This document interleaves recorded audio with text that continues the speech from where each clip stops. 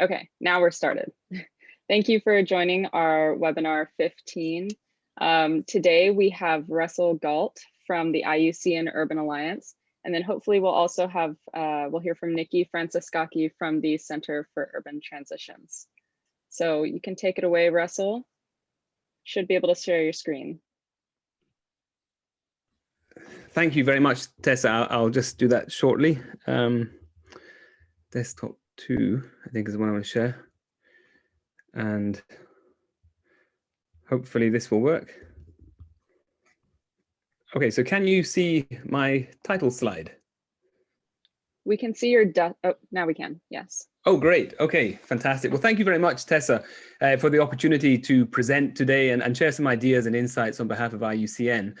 For those of you who do not know us, IUCN is the International Union for Conservation of Nature, a very broad membership-based organization comprising about 1,400 members, civil society organizations, many of which you will be familiar with, such as the WRI, WWF, ICLE, CI, TNC, and others, but also indigenous peoples organizations and nation states.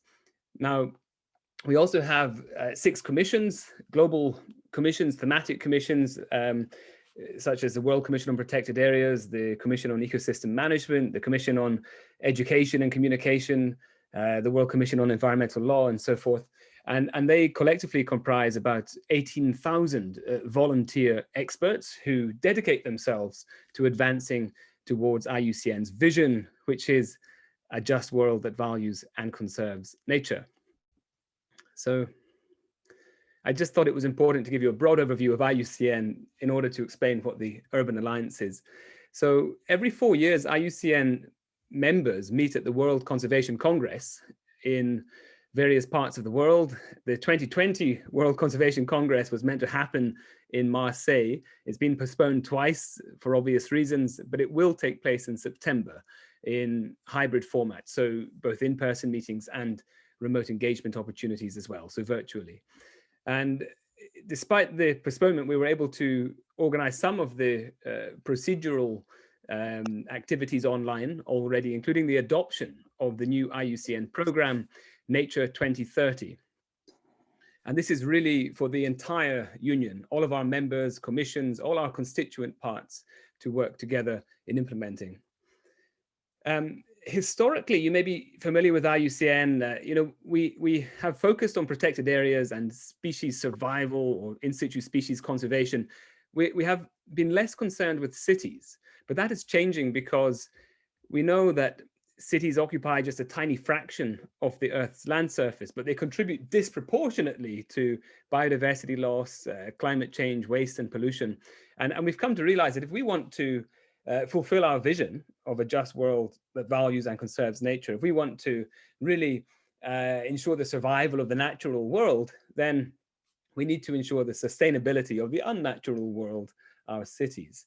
And cities, of course, are not sitting discreetly in the biosphere. They have profound influence and interactions with their surrounding hinterland, and they have ecological footprints that can be orders of magnitude larger than their physical urban area. We also know that for the surging majority of us, cities are home. And if we want current and future generations to be able to experience nature and develop a sense of compassion to protect nature, then they need to have access to it in cities where they live. We know that experiences in nature, especially positive experiences, and particularly for children, are not just conducive, but absolutely essential to the formation of pro-environmental attitudes. And we also know that protected areas are under siege. I think the statistic that I should quote is some 40% of strictly protected areas will lie within just 50 kilometers of a city by 2030. So their management strategies must be fundamentally rethought to cope with the intensifying impacts of urbanization, talking about light, air, water, and noise pollution, but also invasive alien species and direct impacts such as trampling, arson, vandalism, and poaching. And we know that in the 3 decades leading to 2030, an area of natural habitat larger than the United Kingdom is projected to be consumed by urbanization. And that's not happening uniformly. It's happening in areas of particularly rich, especially rich biodiversity. I'm getting a bit of feedback, so I would kindly request you to mute your microphones unless you have an intervention to make. Thank you. Cities are mushrooming across landscapes, particularly in coastal zones, floodplains, temperate and tropical forests. And so this is happening actually in countries which often have the least capacity to develop sustainably. And so it will come as no surprise to learn, if you're not already aware, that urbanization, or what we would call residential and commercial development, is now the third most frequently cited threat to species on the IUCN Red List, which is a barometer of life. And so suddenly the conservation community, at least within IUCN, is sitting up and paying attention, saying we need to do something about this. And yet we also recognize that despite all the alarm bells ringing, we recognize that cities are also centers of financial, political, and social capital. You know, they are hotbeds of innovation, and they are absolutely central to the great green transition. And whilst they do weigh heavily on the biosphere, they also carry promises of renewal. They harbor perhaps our greatest hopes of building a truly ecological civilization. So every 4 years, I mentioned, our members come together and deliberate and calibrate and drive the conservation agenda. Under normal circumstances, it would look a bit like this. I'm not entirely sure how it will look in Marseille. We just have to do our best, and hopefully there will be a good turnout, but obviously many people will only be able to take part virtually. But at the 2016 Congress in Hawaii, our members, recognizing the importance of cities, adopted a resolution. Well, initially they're tabled as motions. If they're adopted, then they are forming resolutions. And this one resolution concerning incorporating urban dimensions into the work of IUCN sought to establish an urban alliance. That is a broad coalition of IUCN constituents tasked with actually carrying out the purposes of the resolution. And 4 years later, I mentioned that some of the deliberations of the 2020 Congress have already happened online. There have been many motions passed into resolutions already, forming the body policy of IUCN by way of electronic voting. And another one that was adopted just recently calls on our Director General to basically strengthen and champion the work of the Urban Alliance. So that's our mandate. It's pretty strong with the support of most of our members. I should also flag that our new IUCN program, for the first time ever, actually comprises an impact target, which is directly concerning cities. So that is, nature and people thrive in cities while delivering solutions for urban challenges and a sustainable ecological footprint. And for those of you who are particularly interested in IUCN policy, perhaps there are none, but I'll mention it anyway. We have a new motion which is being tabled for consideration by members at the Congress in Marseille. And this is actually something of a recurring motion. It's been rejected in similar forms on multiple occasions in the past, but who knows? This one is for including subnational governments in IUCN's membership. So that would entail creating a distinct membership category for local, municipal, regional, subnational governments to join IUCN and actually be able to vote within our members' assembly. Now, what do we want to do? Well, essentially, we want to help cities become nature positive. That's a bit of a buzzword nowadays. But by that, I mean, we want to help cities protect critical ecosystems from conversion to human settlements. We want to help cities by promoting compact integrated development and curbing urban sprawl, by adopting nature-based solutions that can address pressing urban challenges, by adopting nature-inclusive design principles that can help to accommodate wildlife within the urban fabric, but also by enhancing the efficiency of urban utilities to minimize waste and pollution, and by greening supply chains to shrink the ecological footprint of cities. And also there's a social dimension, which is fostering pro-environmental attitudes grounded in ecological literacy. So with the very generous support of Arcadia, a charitable fund of Lisbeth Rousing and Peter Baldwin, we were able to establish the IUCN Urban Alliance at the behest of our members, and chaired by an IUCN Global Councillor, Johnny Hughes, who also serves as the CEO of UNEP World Conservation Monitoring Center. And we're all united behind this vision, which aligns with IUCN's broader vision of a world in which nature is thriving in urban areas across the world and providing solutions to multiple environmental, social, and economic challenges. And to bring or to advance towards that vision, we have three core goals that we have set ourselves. Firstly, to create a platform for debate and knowledge exchange. Secondly, to catalyze new projects and partnerships. And thirdly, to develop a new knowledge product, the IUCN Urban Nature Index. I'm just flashing here the governance structure of the IUCN Urban Alliance. We've tried to ensure as broad as possible representation of IUCN members, commission experts, and secretariat staff. And together, we all have different roles, but together we make up the Urban Alliance. So we're essentially a broad coalition of IUCN constituents. So the platform for knowledge exchange, well, we have a website, a dedicated website where you'll find lots of information that serves as a central hub for all urban aspects of IUCN's work. But we also have a partnership with the World Bank, whereby we have developed the Panorama. I don't know if you're familiar with Panorama, but it's a multi-partner platform. It's a repository of sustainable development solutions. So with the World Bank, we have developed and now curate the Panorama portal for sustainable urban development and resilience, or the Urban Portal for short. And already, having launched it just late last year, there are already 150 or more solutions, most of which are nature-based solutions, in fact, which are sharing some qualities. They are inspiring, impactful, scalable, and they're drawn from across the conservation and development sector. Just to give you a few examples, they include, for instance, the establishment of water funds to restore catchments around drought-stricken cities such as Cape Town, the use of land value capture to finance sustainable transport infrastructure, the retrofitting of schools to ensure earthquake readiness, the creation of pollinator habitats on high-rise rooftops, and downtown bioblitzes involving scores of citizen scientists.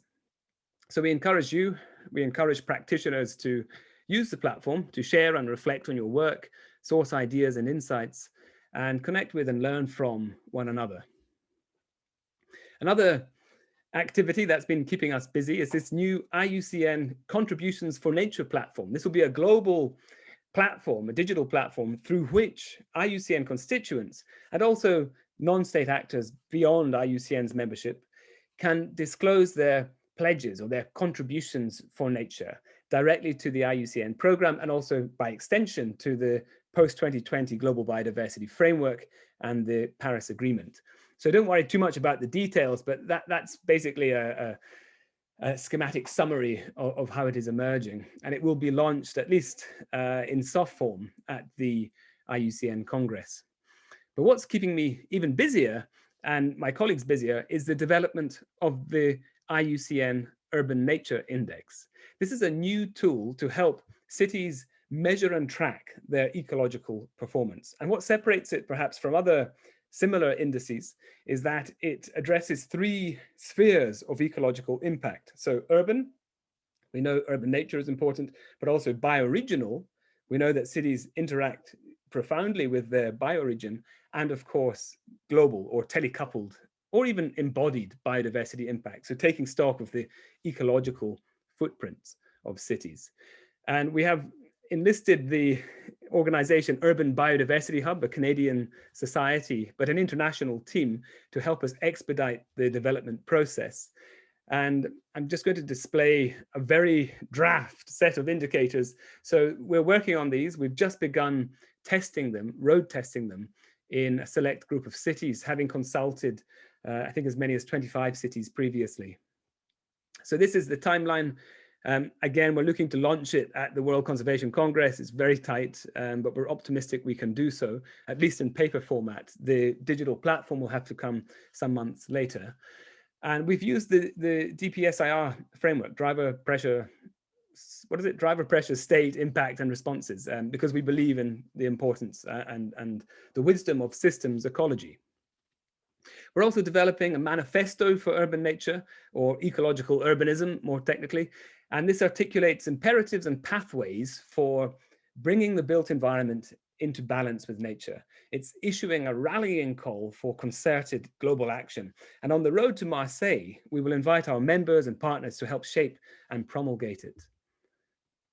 In the spirit of our partnership with Edinburgh College of Art, Department of Edinburgh University, through which postgraduate students have already produced a series of stunning experimental short films exploring the theme of ecological urbanism, we intend to continue collaborating with artists, activists, and other creatives, culture makers, to give creative expression and emotional resonance to the manifesto. These are some stills from the films that the students have produced, and they will be screened at the World Congress as well. Okay, so onto the Congress. Where do I begin? Well, it's a large event. So in normal circumstances, we would expect anywhere between 10 and 15,000 people to take part. Of course, it will be different in Marseille, although we might see the total number of participants actually increase as a result of the virtual or remote engagement technologies being made available. But essentially, it comprises many parts: a forum, an exhibition area, a members' assembly, and it's in a sense a celebration of nature. It's a time for the conservation community to come together. New announcements, new product launches, new partnerships are formed, but it's also an opportunity to take stock of where we stand. And obviously, in view of the post-2020 global biodiversity framework being adopted in Kunming some months later, it's a decisive stage or a stepping stone towards that, to help shore up political support and momentum towards an ambitious and inclusive final decision in Kunming. So for the first time in our history, we're going to organize a local action summit dedicated to subnational governments. And this will take place on the 3rd of September. It will just be about 3 or 4 hours long at most. And essentially, we want to bring together local and subnational governments with IUCN constituents to foster partnerships, make the case for investing in nature-based solutions as part of a green recovery, and also to exact commitments from subnational governments and their partners to help deliver the IUCN program, Nature 2030, that I mentioned earlier. Now, in advance of the Local Action Summit, we will be organizing a number of webinars. They will take place on the 22nd, 23rd, 29th, and 30th of this month, June. The one that may perhaps interest you, if you're interested, as I am, in urban nature, is on the 29th of June. Also at the Congress, I mentioned the exhibition. We will have an Urban Planet Pavilion for 6 days. So this runs from the 4th to the 9th of September. A 6-day action-packed agenda with fantastic speakers, lots of really inspiring authorities and guest speakers involved. This is a map of the exhibition area. We are that little red box next to the central stage, and there will be remote engagement opportunities even here. We have, thankfully, a number of investing partners that are making it possible. I just want to pay tribute to them, but also great to have them on board because they bring a wealth of expertise and will ensure lively and engaging discussions.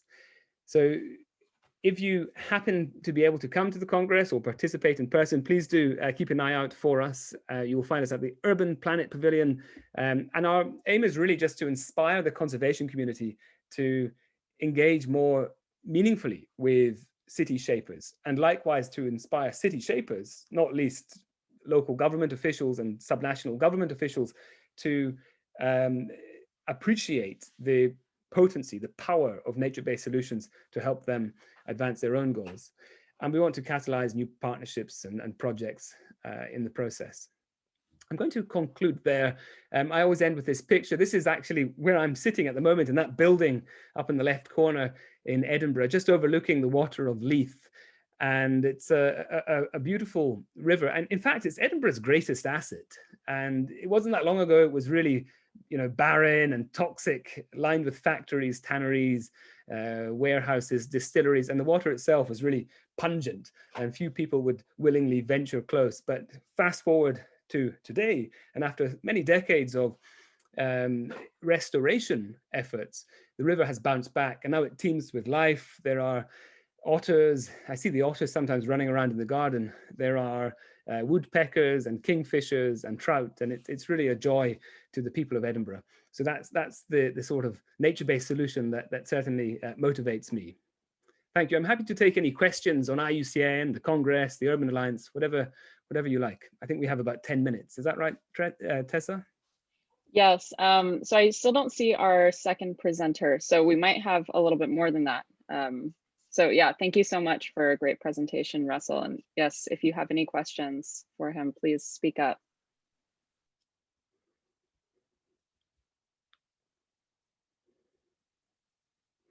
Maybe I can ask a question. Is anyone planning on coming to Marseille? I wonder. It sounds really amazing. We had planned, and thank you, Russell, this was a great presentation. We had planned to host our, well, you know, probably host the NATURA all hands meeting in conjunction with Marseille IUCN last year, and obviously also got postponed. So hopefully still some of our NATURA members will be able to attend. That's great to hear. Yeah, I think for many organizations, there's a lot of uncertainty. Maybe people don't feel entirely confident traveling yet. And also even their countries may have policies that prevent it, or even their companies are still prohibiting it. So we appreciate the constraints and concerns of would-be participants. I can just add in that, well, as a consequence of the pandemic, hi, I'm Björn, by the way, I'm at Lund University. So a year ago, about more than a year ago, I was planning to go to Marseille, and I was going to work in the urban pavilion. I'm doing my PhD, so I saw this as a moment of making networks, but also engaging more actively with. If I'm right, there's supposed to be school classes. I mean, young students attending the pavilion, but everything, yeah. This was 1 year ago. Now the situation is completely different. Yeah, well, firstly, thank you very much to Lund, because Lund is one of the investing partners. We're working with your colleague, Katarina Hedlund. So we really appreciate your support, and Katarina has been really helpful in fleshing out an agenda. And if you can't be there in person, we'll certainly make provisions for you to participate remotely.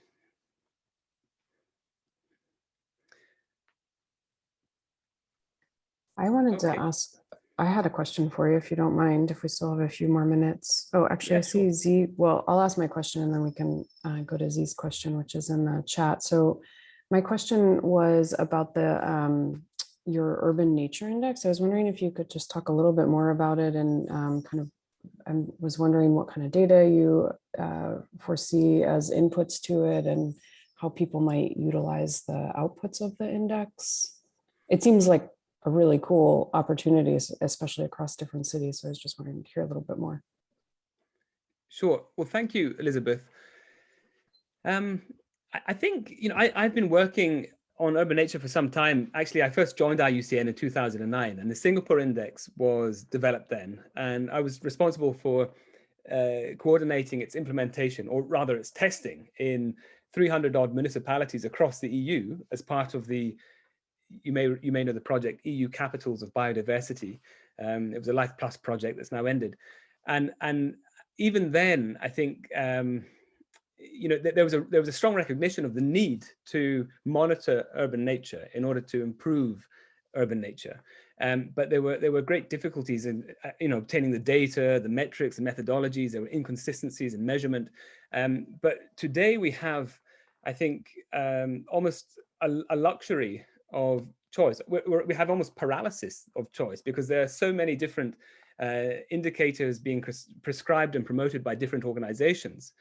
And I think what IUCN can do as a standard setting organization is bring together you know, the best parts of various different indicators. We don't want to reinvent the wheel. We want to streamline, harmonize, and avoid duplication. We can create almost a global standard that we can encourage cities to utilize in order to measure their ecological performance. Now, there will always be some flexibility in that. It will need to be user customized, because, for instance, air quality is measured very differently in the United States than it is in European cities. So we don't want them to have to suddenly change the way they're doing things already. but it will try to bring some degree of standardization to monitoring ecological performance. And in terms of inputs, well, the Urban Biodiversity Hub team are busily consulting cities across the world, gathering inputs, cities ranging from LA to Pittsburgh to Singapore and London and Paris and Lilongwe and Lagos. So really a tremendous breadth of cities. And we thought that was necessary to really look beyond the IUCN family and talk to cities firsthand, because it has to add value to their work. It can't be seen as another cumbersome reporting requirement, but rather something that can help them to do their jobs better. And additionally, what we want to do is create this digital platform that will be very slick and user-friendly, and try to almost gamify the reporting so that they can set targets and monitor progress accordingly in a very transparent manner. And I think fundamentally it's about holding the feet of governments to the fire, saying, you can and must do better, and maybe trying to instill a little bit of healthy rivalry and competition between cities, trying to emulate what they've done so well, so effectively in the climate agenda. So it sounds like mostly relying on data that cities have already been collecting and themselves and putting it into an index. Is that? Yes, but we're also looking at some indicators that have not historically been widely used by cities. Great. Yeah. And we conducted a mapping exercise, and we were quite surprised to see that very few cities are looking at maritime issues, maritime or marine biodiversity. Very few are looking at, illegal wildlife trade. What else? Very few look at soil quality or noise pollution, which I would have thought was a major disruptor of urban ecology, noise pollution, but it's not really monitored by so many cities. Light pollution is almost entirely overlooked. So we've come across a few additional indicators that we might throw into the universe of urban indices. But I think as well, there was one on soil. Sorry, let me just remember. Oh yes, microbiota. So there's a lot of interesting research, particularly in Australia at the moment, about the importance of microbiota for human health and well-being. And so we thought we might also put an indicator concerning that in there as well. Great, thank you. There's some novelty to it. Yeah, no, that's great. Thank you. Z, do you want to ask your question or unmute yourself, or do you prefer I read it? Sure, I'll condense it a little bit in the interest of time too. I really enjoyed your presentation, and so thanks for that.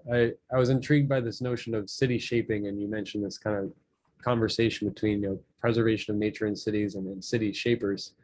And I'm just curious, kind of like what scale of the urban system you're thinking about in terms of shaping cities' relationship with nature. Is that something that does go into like urban metabolism and thinking about the sort of vast networks that support urban life and kind of thinking through feedbacks with urban form and core urban infrastructure systems and how those relate? Or are you really kind of focused in on the boundaries of the city itself?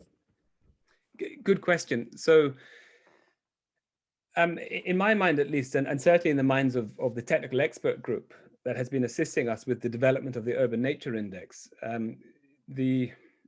there's almost an imperative for us to look beyond cities' boundaries, because that's where the majority of their impacts lie on nature, and that's where the greatest gains or greatest wins, I think, stand to be made. So we consider them, holistically, and I, for one, get a little bit tired of these cities standing on, or mayors standing on stages and proclaiming their city to be the greenest in the world, when actually they have huge ecological footprints and are exacting heavy impacts on nature, near and far.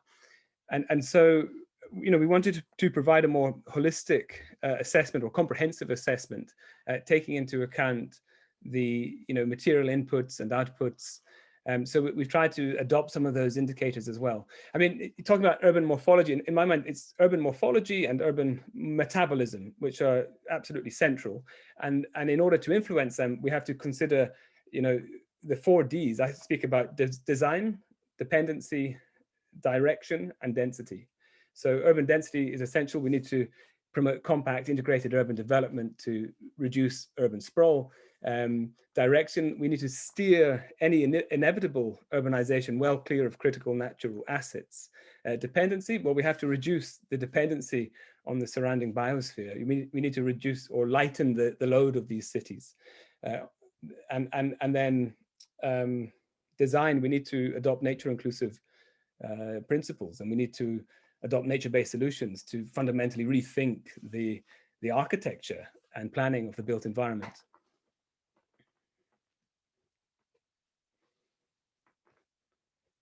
So those are reflected in the current indicators to some extent then? Yes, yes. Sorry, a bit of a long-winded answer, but yeah, I agree with you, yes.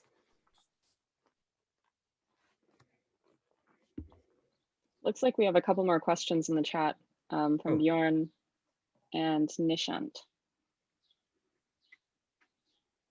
Sorry, I just got to read these now.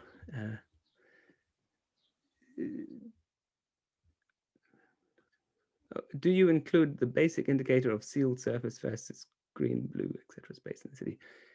Yes, I think that's in there. I think so. I mean, it's still being debated, and there are, of course, very crude indicators that might feature in there just because they're easy to implement. But what we've decided is to rather offer multiple different options to cities depending on their capacity. So for cities with big teams and lots of resources and lots of data, perhaps it's easier for them to be, monitoring more intensively, various different types of habitats and doing so almost in real time. But for others, we have to offer easier indicators to lower the barriers to entry. And then Nishant, you have asked, well, thank you for your feedback, firstly. How does IUCN wish to approach the study and conservation of nature in tropical cities where ecological studies and documentations are at such a preliminary stage? I asked this question considering the policy level impacts of IUCN. Yeah, tropical cities. Do you want to just expand on that a little bit, Nishant? I don't know if you can switch on your microphone. Are you talking about informal urbanization? Hi, Russell. Am I audible? With regards to your question, are you referring to informal urbanization in the tropics? Not exactly. So like there are people in tropical countries distributed across the areas around the equator, wherein you find people who have like these job descriptions of being ecologists, like wildlife biologists, even people who are so segregated on the lines of how we study and document nature. So on that basis, it is my general understanding, wherein we still have not updated our curriculums to answer questions about what kind of biodiversity are we keeping in our urban systems. And in that sense, you get odd researchers like me who have done few years of research in urban systems, and then we somehow do not map well into what becomes the national agenda of what is biodiversity conservation. As opposed to it, that there are many of these government decisions and bodies which quickly ape what happens in the West in terms of urban understanding of nature, which on the start point is good, but then it should quickly be localized in terms of how we try and understand urban biodiversity and global south. And considering that IUCN impacts a lot of policies on general wildlife conservation, I was wondering if this figures into the discussion at IUCN. Thanks. Well, thank you. And I think you've touched on a really interesting topic. So within IUCN, there is a bit of a, I don't want to say it's a tension, but it's taking time for people within our organization to come around to the idea that cities actually can harbor rich biodiversity of real international significance. I've previously lived in Cape Town. I've seen that firsthand. And there's also a danger that we can be very Western centric when, you look at the majority of urban ecology papers, they're coming from places such as North America and China and Europe, and maybe don't necessarily take into account the the differences between, say, the North and the South. And I know, having lived in Nairobi, for instance, my father-in-law had the groundsman kill 2 snakes. And I went and said, oh, come on, you can't do this. This is absolutely outrageous. These snakes have a right to be here, like you and me. They're, you know, children of the universe. And he said, no, no, no, no, no. I'm more concerned about my own children. I don't want them to be bitten by these snakes. And he has 2 young children, and fair enough, you know. I think that we talk a lot about biophilic design and how we want more nature in our cities, on our doorsteps, but it's kind of different if you're living in a country where there are, you know, scorpions and spiders and snakes, or even, you know, hyenas and other dangerous animals. Do we really want to encourage them into the city? Perhaps not. So we also have to be honest and say that cities are very intensively manicured, or let's say engineered landscapes. And we don't want all biodiversity. We want a very carefully vetted selection of species to coexist with us in cities. I think we need to be honest about that. We don't want, you know, brown bears laying siege to towns in California, or even these demonic seaside herring gulls that swoop down and steal your sausage roll. You know, people are actually, I think, often talking about the need to re-nature cities, but not necessarily speaking about which types of nature we want to have in our cities. So like one way I can possibly exemplify what I was wanting to ask was like how these an array of cities in global south, like once you come closer towards equator, become like seats for migratory birds. So billions of these birds move from global north to global south while wintering in different landscapes. And out here we have like absolutely poor understanding of like where these birds are going. And considering that the traditional categorization of critically endangered and towards least concern, you have like many of these birds which are using a common pathway in that sense. But then somehow like a lot of these like vital pathways are not well represented, considering a lot of people are busy putting transmitters on birds which are not very which are endangered, but then they represent very less of how they take those paths. So like how does IUCN try and balance these arguments of birds which are of wildlife which is like critically endangered towards the one which is least concerned, specifically for like global south, where in absence of good information like perpetuates areas outside protected areas? So I may not be the best qualified to answer your question. I know that, you know, IUCN is working hard to promote key biodiversity areas and protect key biodiversity areas. I know that there is a problem with the protected area management system, in that it is somewhat stagnant, or it's fixed, right? And we know that ecosystems naturally are always in a state of flux, and that, you know, species move, and that could be problematic, particularly in a changing climate, you know, where we might experience quite rapid ecosystem shifts. And I don't really have a lot to respond to that question, I'm afraid. It's not really my forte, and if I did speak, I would be in danger of speaking out of line. So I think I'll maybe just maybe pass that on to someone else. Maybe other people in the group have more experience than I of actually the IUCN protected area management categories and some of the challenges facing them. I don't have more experience, and if someone does, please feel free to speak up. But I was just, maybe to add to Nishant's question, wondering how many cities that you work with do you know kind of like percentage, is there a reasonable representation in the IUCN from the global south cities or from tropical cities? And there probably is, but I don't know what that is. Well, in our membership, we don't really have cities. We only have affiliate members from some local governments, but it's entirely new for us. So there is a motion, I mentioned motion A, to incorporate subnational governments into the membership of IUCN, and that will be debated in September. And that would, if adopted, open the doors for cities to join. And of course, we would try to ensure as geographical balance as possible. But, you know, in terms of who we're actively working with now, yes, of course, it's central. You know, we're a proudly democratic and inclusive organization.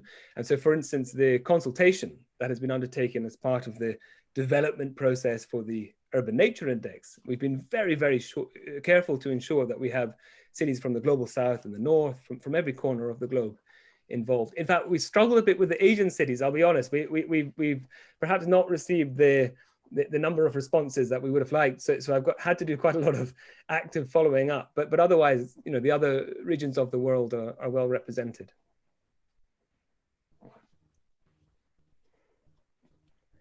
Just a suggestion, if like some motion is going to like take certain or like move into policies in September, is like the grades of cities which we have in Global South. So more often than not, these like famous names from like tropical systems actually surface, while an array of cities across these tiers have altogether different stories to offer in terms of what kind of communities occupy these very heterogeneous systems. So that heterogeneity like shifts from like heterogeneity into human stakeholders towards heterogeneity in humans and non-humans. So if you go into the lower tier cities, you have a higher biodiversity, a much higher representation of how people differently relate with biodiversity. While if you move to mega cities, you have a lot of stakeholders put into a pot boiler. So just a suggestion in case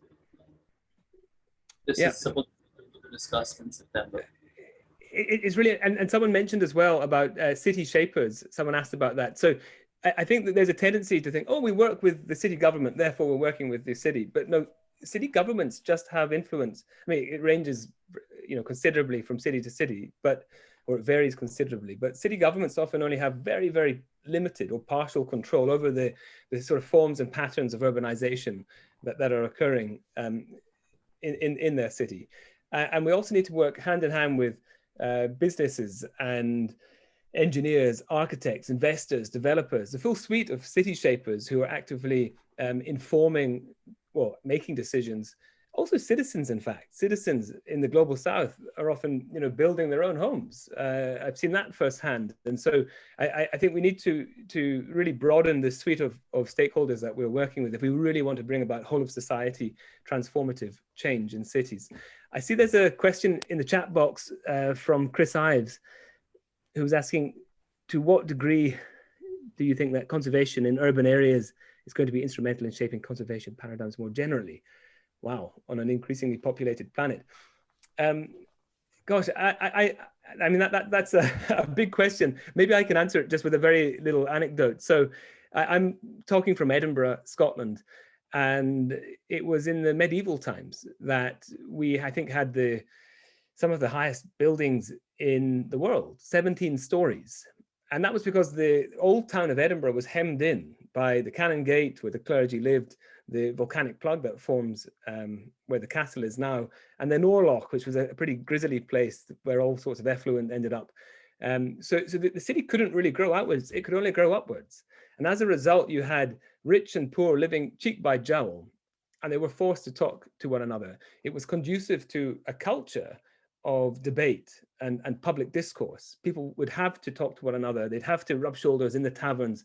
And that gave birth to the Scottish Enlightenment, to which not just Scotland, but the world, I think, benefited greatly, or from which. But the forms of the built environment can also impact us in more sinister ways. And I remember the work of Marwa al-Sabuni, a Syrian architect from the city of Homs. And she suggests that the devastation of Homs, I think 2/3 of it is now in ruins, was largely a result of botched urban planning that over time segregated communities, divided communities, pitted them against one another, which ultimately led to the slow but steady and eventually accelerating unraveling of the social fabric. And now I know she's proposing a theory, and it's only a theory. There could be multiple causes, I'm sure there are, but it's a very interesting one. And it got me thinking, could we also envisage biophilic cities that are conducive to us living more compassionate lives, taking greater care of one another and the planet? cities that encourage us to spend more time in our local communities and feel the need to go on holiday less. You know, I think it's a really interesting idea, and it really places the onus of responsibility on architects, engineers, investors, developers, people who are making the decisions on forms and patterns of urbanization. Do you want to elaborate on that? I feel like I'm doing all the talking, so if anyone wants to jump in, I guess you might be bored of the sound of my voice. Please do share your opinions. Yeah, happy to add a couple of thoughts onto that. But yeah, firstly, thanks for that really fascinating talk, Russell, and those really interesting insights as well. I guess just as you've been speaking, I feel like you're in a kind of unique position here within IUCN to be able to look at the urban conservation, sort of urban ecology community, as well as the broader conservation community. And it just strikes me that for a long time, sort of conservation in urban areas has been kind of the afterthought. Whereas, you know, when we're looking at kind of the reality of, you know, the Anthropocene and a kind of human dominated planet, I would say have to think about how do we do biodiversity conservation when we can't. It's going to be increasingly difficult to just separate people from these kind of protected areas. And yeah, I wonder whether you see urban areas as being places where we can learn those lessons of how to tackle those really difficult trade-offs and look for kind of alignment between what it means to live well as humans alongside nature. And I think, yeah, that the way that you presented biophilic design as living compassionate lives, I think that's brilliant. And yeah, maybe there's something we could explore. Thanks for that very kind feedback. Well, there's no doubt if you go to the periphery of most British towns, certainly what you see is sort of low density, identikit urban sprawl, and it's atomizing people. And I can't help but wonder, you know, does that have some influence on our culture? I mean, no doubt it does, but to what extent, I'm unsure, you know, because what we're seeing is the rise of, you know, xenophobia and blame and, you know, isolation, loneliness. There's an epidemic of loneliness in Britain at the moment. And I can't help but wonder whether it's partly due to the architecture that we're seeing. Some of it is branded as sustainable and, you know, resource efficient, but it's horrendous and there's no charm. It's devoid of beauty. It's devoid of biodiversity, and I fear it's entrenching people in lonely, miserable, unsustainable lifestyles. So I think that architects and engineers have a lot more that they could do, certainly. And in fact, the onus is on us as well as the conservation sector to reach out and work hand in hand with some of those companies and associations of companies to bring about the changes that I think our planet and its people need.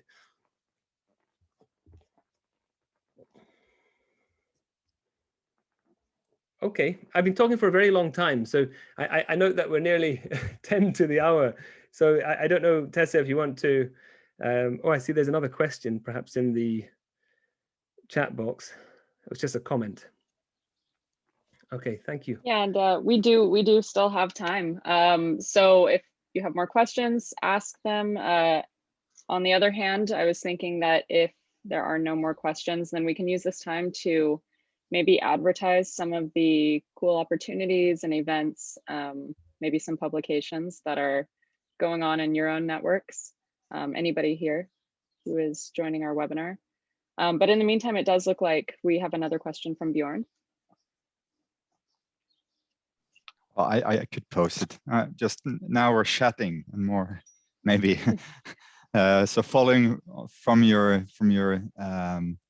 discussion about the importance of urban planners, architects, engineers, and so on, I was just starting thinking who will be the, you know, often there is a handful or one person taking leadership in, you know, being very visionary, the visionary architect, but maybe scholared architect slash something.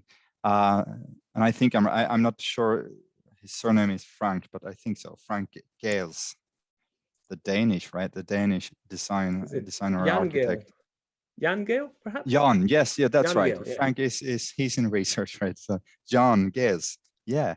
But really, you know, have, as far as I know, have had a great impact on the design of cities in terms of livability and mobility. He's, as I see, in the mobility and transport sector mostly. Who would do you know who would be the tomorrow's nature or biophilic architect? Oh, you'll be familiar with Anyone here, maybe anyone in the room knows. Stefano, is it Buri, the chap from Italy, who's creating all sorts of amazing, fanciful buildings across the world, in Italy and in China. Famously, El Bosco Verticale was one of his early inventions. But I think, you know, a number of architects are coming around to this idea, but far too often it's the exception and not the norm. And if we want to see transformative change, these ideas have to be mainstream. They can't just be standalone objects of observation. You know, they have to be part and parcel of every urban development plan. Yes, agree. But then maybe it's a bit like F1, you know, Formula One. You wonder, what's that all about? Why do people have to drive so quickly? But actually, lots of the technologies later end up in conventional cars. Just a thought. You know, so yes, these are the F1 buildings, but eventually, over time, one hopes that these biophilic innovations will be incorporated into urban design. I guess that's where innovation in urban design comes into the picture, and mainstreaming, and yeah, well, a lot of other factors, of course. Yeah. And Zbignie's put in a few names in the chat box. I'm very curious to, well, I'm very interested in this idea of access to nature being a human right, and it's a right which is frankly denied to far too many people. Despite it being enshrined in most constitutions, it's very weakly enforced. There's an implementation gap, and stark inequities persist. If more national governments, if more even local governments through bylaws were to recognize and uphold the fundamental human right to inhabit a clean, safe, and wildlife-rich environment, I think we would see very different cities and neighborhoods. No more would there be, you know, people living beyond 300 meters from a park, or breathing in stinking air, or drinking toxic water. I think that right, if upheld, we would see it would result in very, very different decisions being taken.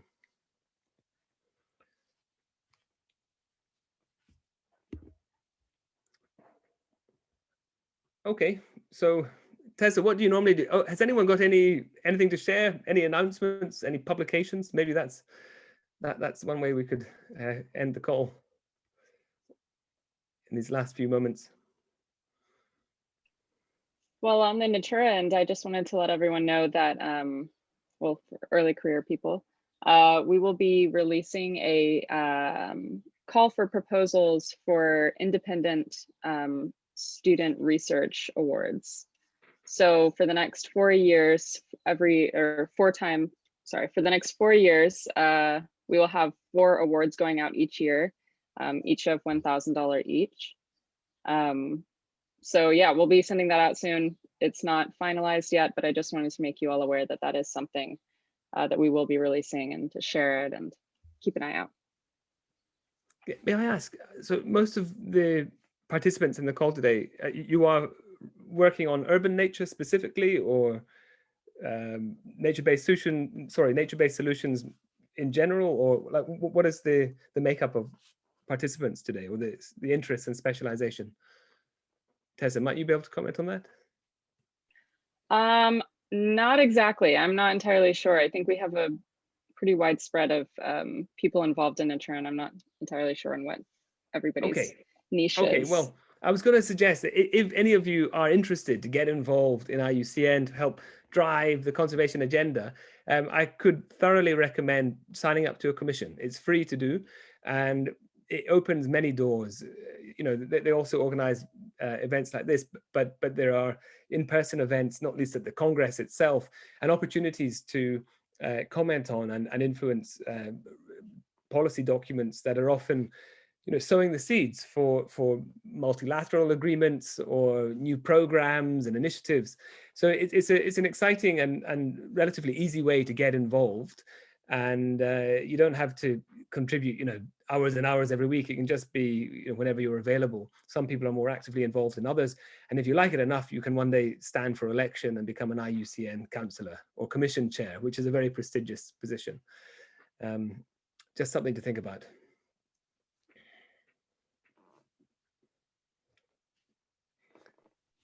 Thanks for that plug. It's perfect. Okay. So Tessa, how do you feel about just finishing early then? I think we're 4 minutes early. What do you think? Yeah, well, just very briefly, we have another Yeah, sure. question about right. accessing the calls for, I believe, the opportunity that you were just referring to. Oh, right, sure. So these can be found on the IUCN website. If you go to iucn.org, and then you'll find somewhere in there commissions. And there is usually a name of the commission chair, and you can write to them and apply to join. The commissions vary in size and activity. Some, such as the World Commission on Protected Areas, are gigantic, or the Species Survival Commission that deals with the red listing data. Others are a bit more specialized, like the World Commission on Environmental Law. And so it really depends on what your particular interest is. There's a commission on social, economic, and environmental policy as well, and one on communication and education. Yeah, so if you want to get involved, you can just, submit. I think you have to submit your CV and be recommended by one other commission member. But chances are, a commission member, because they're large. They have, I told you, it's 18,000 people collectively between them. So you'll find on your LinkedIn network, I'm sure, someone who's already engaged in one of those commissions. And if you're interested in getting involved in the IUCN Urban Alliance, I guess the first port of call would be at the Congress. We have, as I said, many events, also webinars coming up later this month, Local Action Summit on the 3rd, and then from the 4th to the 9th of September, we have the Urban Planet Pavilion. So a lot of that will be live streamed. And I think, IUCN's strength is really its convening power. So we can bring together experts from various different fields, including yourselves, hopefully. And that's really the value proposition of IUCN. It's a facilitator, and it's a platform for making these valuable connections. And as you probably sensed from my response to the question of Nishant and protected areas, we don't know everything. At least I don't know everything. I might have colleagues who do, and I can always connect you to them. And we have members who do know pretty much everything collectively, because they are the conservation community. So I'm happy to facilitate whatever introductions may be useful to you. Awesome. Thank you so much, Russell. We are about at time, but thank you for a great presentation and being available for some meaningful conversation. What NATURA is all about. My pleasure. You Awesome. you really got me working. That was an hour. No, but really, it's a pleasure to talk to you, and I enjoyed it. So yeah, if anyone's wanting to keep in touch, or have any questions, just drop me an email at russell.galt@iucn.org. Cool. Thank you. Perfect. Thanks so much for joining, everyone. Ciao. Bye. Thanks.